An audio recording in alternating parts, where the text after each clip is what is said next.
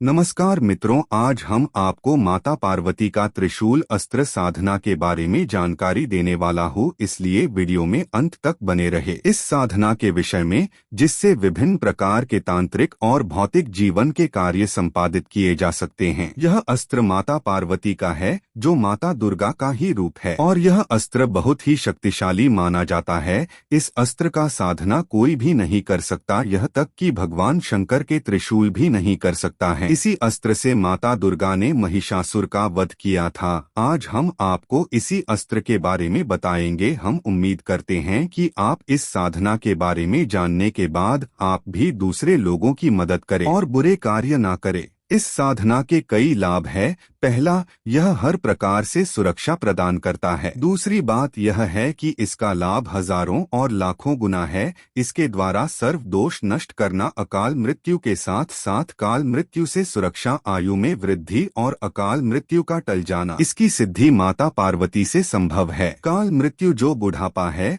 वह रोकता है और आयु में वृद्धि वस्त्र प्रदान करता है। इसके अलावा सर्प दोष, जैसे किसी के अंदर भूत प्रेत चिन्ह मसान या शक्तियां हैं, उनको पूरी तरह से खत्म कर देना इस अस्त्र के प्रभाव से संभव है। सभी प्रकार से यह अस्त्र बुरी शक्तियों को खत्म करता है। यह तक कि बेताल जैसी महाशक्तियों का भी दमन इससे किया जा सकता है। चाहे बेताल हो या भैरव भैरवी के ऊपर ही इस अस्त्र का प्रयोग करेंगे तो यह उनका भी विनाश करेगा। मित्रों, साधना विधि विधान को जानने से पहले आपको इसका प्रयोग कैसे करना है और आपको अपनी सुरक्षा और अपने परिवार की सुरक्षा कैसे करनी है, पहले इसे जानते हैं। जब यह अस्त्र सिद्ध हो जाए तो आपको गुप्त मंत्र का 3 बार पाठ करके केवल उस शास्त्र को अपने उस अस्त्र से छुआ देना है, जो आपकी और आपके पूरे परिवार की पूरी तरह से सुरक्षा करेगा। जैसे किसी के ऊपर अकाल मृत्यु, काल सर्प दोष इत्यादि हो तो केवल इस अस्त्र का स्पर्श करा देने से इन सभी का निवारण हो जाता है। अगर किसी के ऊपर भूत प्रेत चिन्ह मशान इत्यादि आया है या फिर तंत्र बाधा से पीड़ित है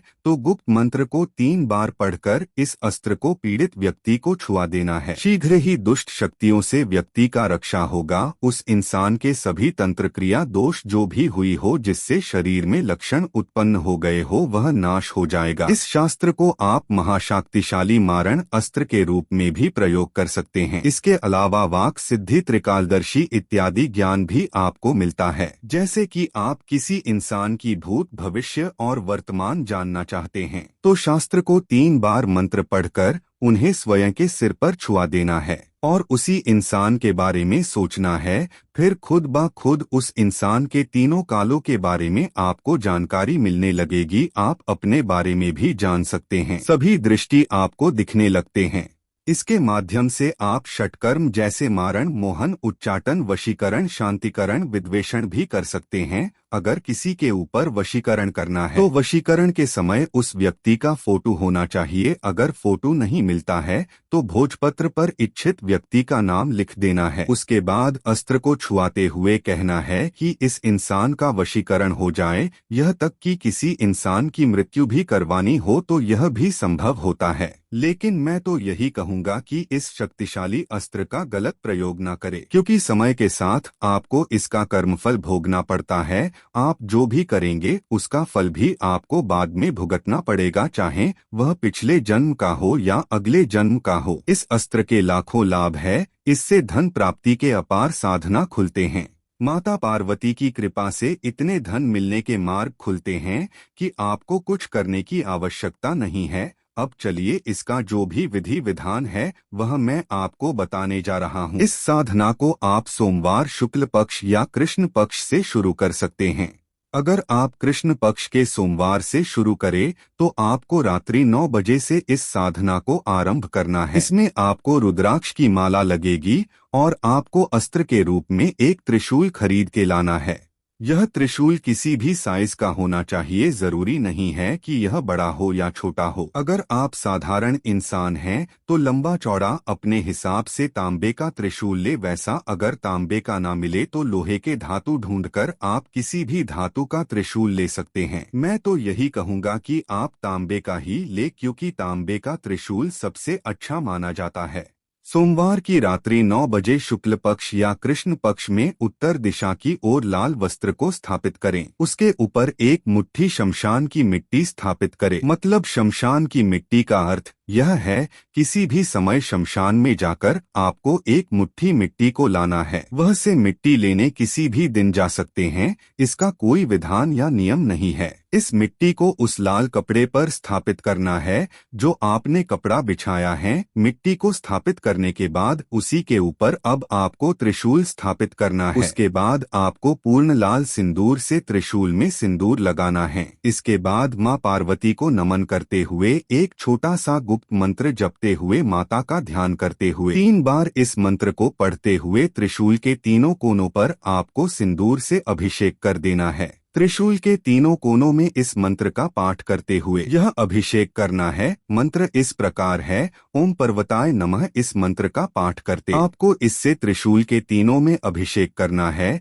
इतना करने के बाद आपको एक तांबे के लोटे में पवित्र जल भर के रखना है। इसके बाद आपको गुप्त मंत्र का रुद्राक्ष की माला से 11 माला जाप करना है। यह 3 दिन की साधना है। इसमें उत्तर की दिशा की तरफ मुख करके लाल वस्त्र धारण करके इस साधना में बैठना है। इसमें कोई सुरक्षा बंधन की जरूरत नहीं है। बंधन का कोई नियम नहीं है। बस आपको इसमें यह ध्यान रखना है कि जब साधना कर रहे हो तो साधना के समय आप तामसिक भोजन नहीं करें। पूर्ण ब्रह्मचर्य का पालन करना है और ब्रह्मचारी के सारे निर्देशों का पालन करना है, क्योंकि यह एक पवित्र साधना है। जब यह अस्त्र 3 दिन के बाद सिद्ध हो जाए तो आपको किसी भी पवित्र स्थान पर इसे रखना है। इसको प्रतिदिन एक बार धूप और दीप दिखाते रहना है। साधना में आप अपनी धूप दीप आप लगा सकते हैं। अपने हिसाब से धूप में लोबान गूगल को लगाया जा सकता है। और जब 11 माला पाठ करेंगे तो 11 माला पाठ करने के बाद प्रतिदिन तांबे का जो लोटा है उसे अभिमंत्रित करना है। दूसरे दिन जब साधना करेंगे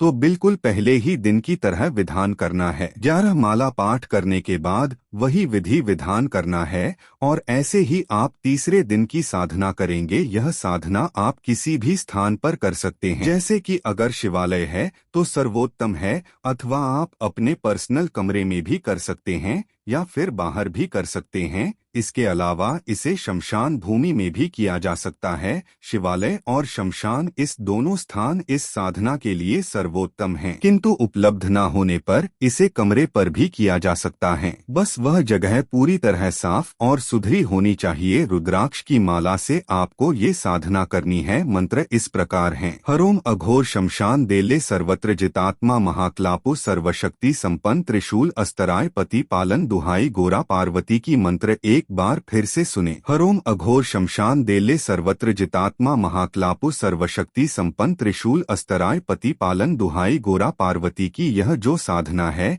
केवल दूसरों की भलाई के लिए ही करे, इससे दूसरों को हानि ना पहुंचाए। इसका प्रयोग करने से किया गया कार्य लौटाया नहीं जा सकता, इसलिए आप सोच समझकर ही इसका इस्तेमाल करें और इसके साथ खुद की और दूसरों की भी मदद करें, यही आपसे आशा है।